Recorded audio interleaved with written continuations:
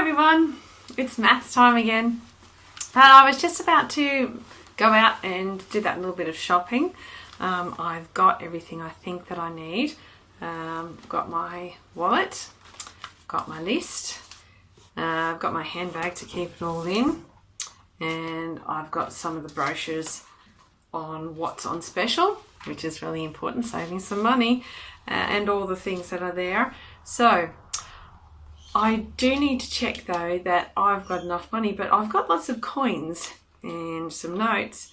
I don't know exactly how much I have or how much I might need. It's a bit confusing sometimes. Maybe you can help me out.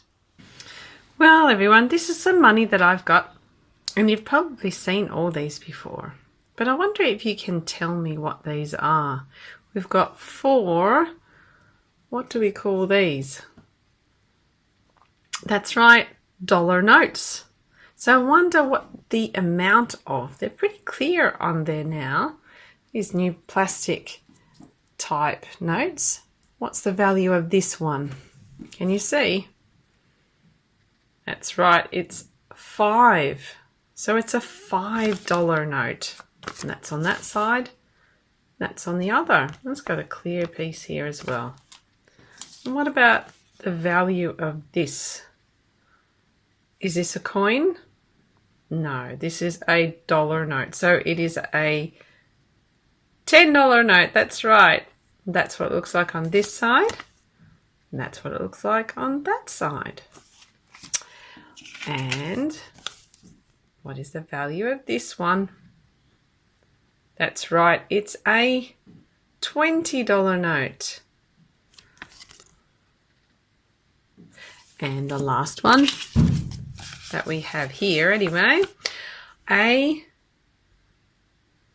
$50 note. That's right. That's that side and that's this side. Now, what kind of money are these ones? They're not notes. That's right, they're coins. I wonder how many different kinds of coin values there are in Australia today. Can you see? Well, we start with the littlest, which is, if it will focus the right way, that's right, it's the 5. So we have a 5, that's the smallest one.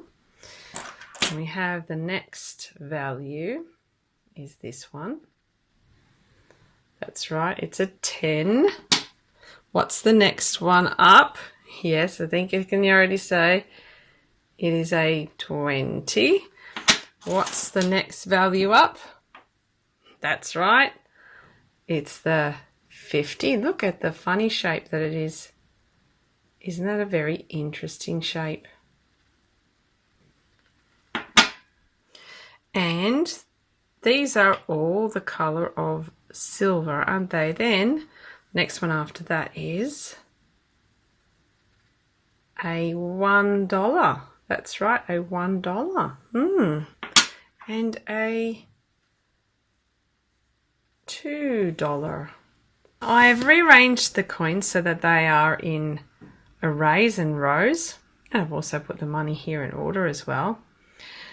And what I really want to know is, if I had an item such as some yogurt that I wanted to buy, which is, how much does it say? That's right, $1.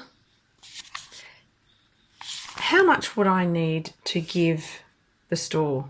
That's pretty easy. $1. That's right. I get my $1 and I would give the $1 to them. But just say I used up all my $1 coins and I didn't have any left. What could I use instead of the $1 coin? How did you go, everyone? That's a tricky question. Well, maybe some of you got it already. So to help this, I'm going to show you our hundreds chart. That's right. Now, we know that there are a certain number of cents in a dollar coin. So how might we figure that out? Now, I put these all in order. That's where our coins were. These are our 5s, 10s, 20 cents, 50 cents.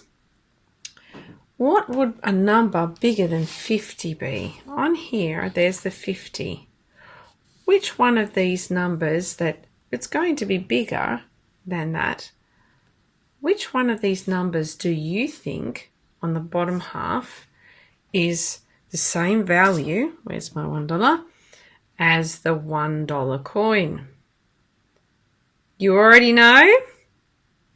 Well, if you don't, it is the 100. Well done if you got that there are 100 cents in $1. That's right. So there are 100 cents in $1. So if I had my 100s chart and I said that, okay, I have gotten rid of all my $1 coins. Oh dear, what am I going to do? Well, I'm going to use my 100s chart. I'm going to put my counter on the 100, just like that. Now, I would like you to have a think of, maybe you can even pick which one of these coins would you like to start with. Okay, have a think. Your teacher might do it for you, or somebody in your class might pick one. Remember, there's 1, 2, 3, 4 different coins that are lesser value than a $1 coin. So pick one and see if you can tell me how many of those would need to make up a 100. Right, pause the video. Which one did you pick? I wonder. Well, I'm going to pick one. I don't know if you did the same as I did, but what I did was I picked a coin, and I think that would be easiest to pick the 50-cent coin first. Then I'm going to get my other counter, and I'm going to put my counter on the multiples of 50. So every time I see the next 50, so there's my first 50, I'm going to put a marker on there, a counter, and then I'm going to go to the next 50. So if I counted another 50, 10, 20, 30, 40, 50, okay, that's good. That's where my next 50 is. So how many counters do you see? That's right, easy. 2. Well, guess what? It's easy as that. You just need 2 50-cent coins to make up $1. So you would have in one hand, you could put these two, and in the other hand, you have the same amount. So this, the $1 in this hand, is the same value as the 2 50-cent coins in this hand. I wonder, is that the only way that we can do it? All right, what I want you to do now that I've shown you how to do that, see if you can, with a hundreds chart, get a $1 value. Think of the $1 value and pick a coin, either as a class or a group. And this is your activity just for now, is to pick that, and you're going to use the knowledge that you have about 100 cents is the same as $1, and you're going to use counters. Some counters are good because they can see through them to the number underneath, and pick it. Now, if it's a 5-cent coin, are you going to put the counters on the 50? No, you're going to put it on the 5. Then you're going to put the next one on the next 5. Remember, counting by 5s is quite fun and easy. So you go 5, 10, 15, and you go all the way until you reached, that's right, until you reach 100. And then what are you going to do? You're going to count how many you would need. And so there you can see you would count how many counters there were that you had all up. And then that would be the same in one hand as the $1 in the other hand. All right, so have a go at that, either in groups or as an activity you can do as a whole class. Well, how did you go, everyone? What did you end up finding that the $1 was the same as? Well, we found out that 50 cents, so we can add 50 cents. We can write it like this. So it's the same as that. Or what's another way of writing this? Instead of using our addition symbol, because they're two of the same type, same amount, same value. That's right, we could use a multiplication. 50 cents times 2. That's right, we could. So $1 is the same as 2 50-cent coins. So you would have also found out other ones. What about the 5-cent coin? That was, 5-cent coins. 5 cents. How many of those did you need? Yep, you should have found that there were 20. What else? The 10-cent coin, yes. 10-cent coin. We times that by 10. That's right. And the 20-cent coin. How many did we need of those? That's right, we needed 5. And what did we remember about the value of the $1? How many cents is that altogether? That's right, 100. So $1 equals 100 cents.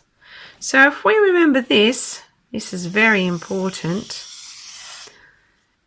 If we remember this can help us with so many of our money solving problems. Now you can either continue with looking at the $1 and going over this if you'd like. If you're ready to move on, the next thing that you can do is to find combinations.